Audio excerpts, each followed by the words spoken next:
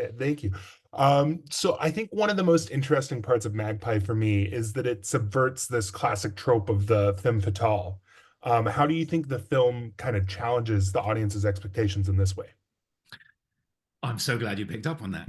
It's because it was one of the initial driving forces behind me really loving this idea that Daisy had. You know, she had experienced this sort of blur in perspective and reality and boundaries um, while making a film, and said, "Do you not think that's a really interesting space to tell a story?" And I said, "Ah, yeah, that's really good because it's fascinating what we do. This idea of perspective and who is what and."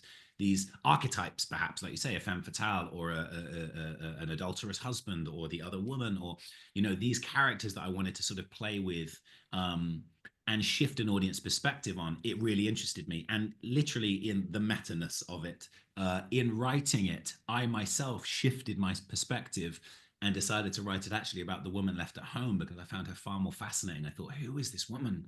Um, who's been left at home has a front row seat to her husband perhaps destroying their family and everything that she's building and holding together. Who is this woman? What resilience she must have. But then also shifting that of like, well, who is Ben? Is he a good man, a bad man? Is he a good father, a bad father? He can be both. Two things can be true at the same time. Equally with Matilda Lutz's character, Alicia, that the other woman, who is she? I didn't want her to just be this 2D temptress siren type character. I wanted her to have her own insecurities and pain and trauma as well. And she's been through something too. So that shift in who people are, I very much wanted to. And also like who's good and bad, because one of my favorite reactions, I have to be very careful talking to everyone because I don't want to ruin the film for anyone reading or watching. But one of my favorite things is people not knowing if they, and Daisy herself going, is Annette a bad person for what she does in this film? Is that Machiavellian? Is it? And I really love that because sure, she's our lead character, she's our protagonist, and she is put through so much and is abused in so many ways emotionally.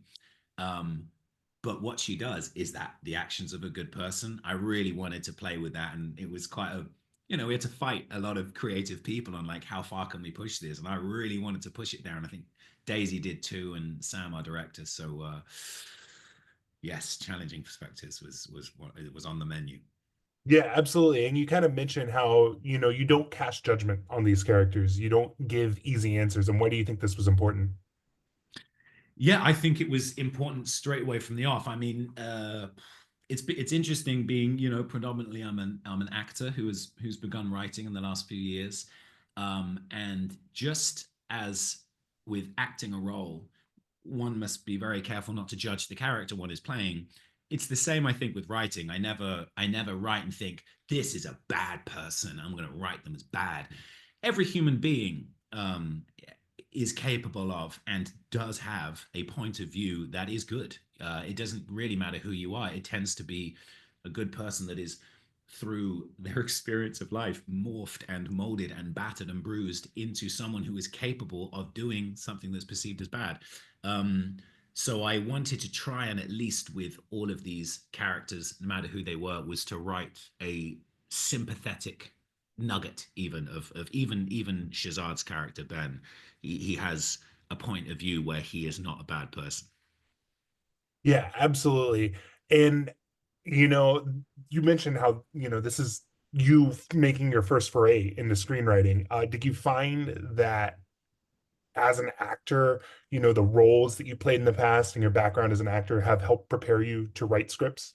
Very much so, and on a I've been very lucky in that my acting career has been very eclectic and different in terms of genres and the types of roles that I've been given the opportunity to play. They've been very, very different, both in genre and tone and who they are, good people, bad people.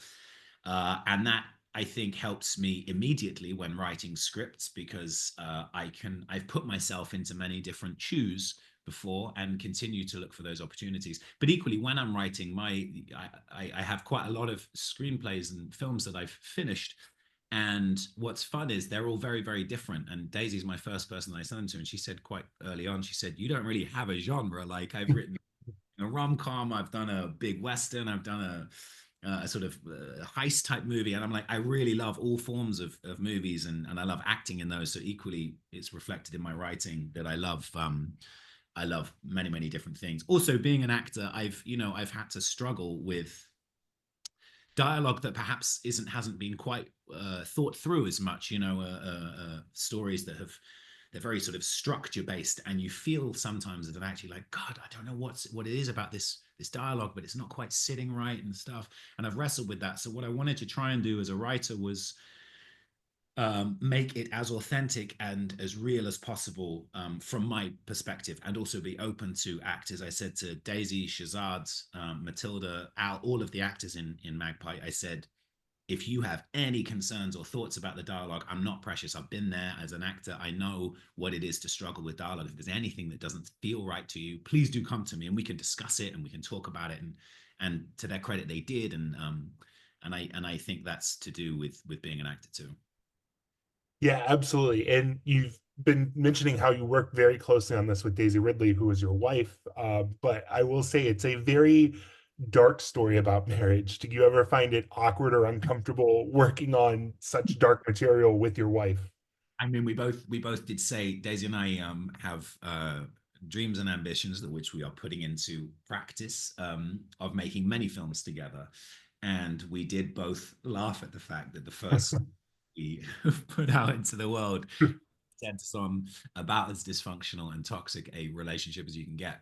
Um, but no, we both understood, this was Daisy's idea. And the further I went down it, a lot, she said it very early on. And even in like speeches I'd write, I tended to get up early in the morning, write as much as I could. And I'd show her 5, 10 pages that I'd worked on that morning. And I remember her looking at it going, people are going to think we are in trouble.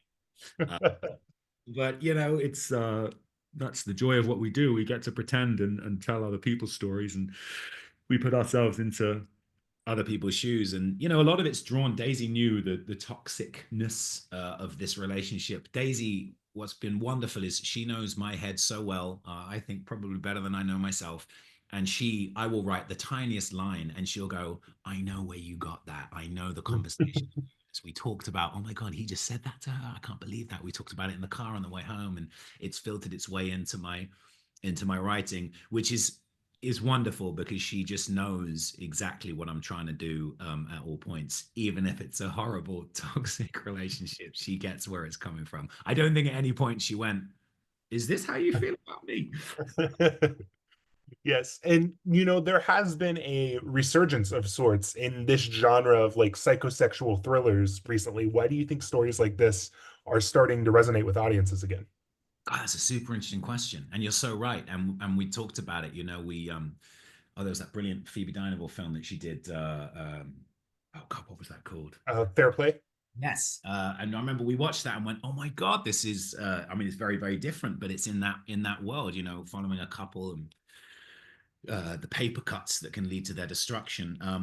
I guess I mean, I wonder whether it's to do with, lockdown. It had a big impact on people, and being locked in a space with your loved one, no matter that, it changed the gears for a lot of people. Like most relationships, as everyone knows, you kind of, if you're with someone, maybe wake up and have breakfast with them, do something, and you go off to work and you come back, you might go, how much time you really spend in each other's pockets drastically changed overnight. And I wonder whether that as a sort of collective consciousness, we all as people just went, whoa.